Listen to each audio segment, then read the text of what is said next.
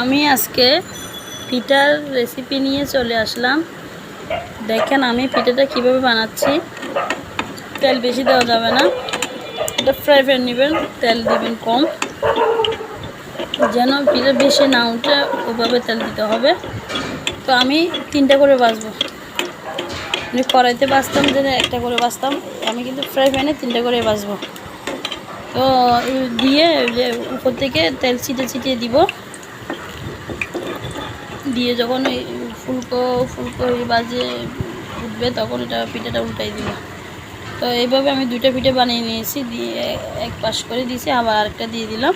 এই 3টা পিঠা কিন্তু আমি একসাথে বানাবো।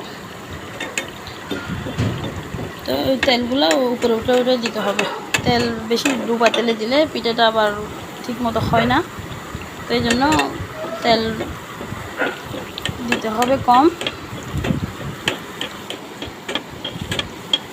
তো এভাবে আমি বানিয়ে নেব। দেখেন বন্ধুরা, পিঠাগুলো কেমন সুন্দর হচ্ছে, যে ফুলকো হয়ে গেছে, দেখছেন।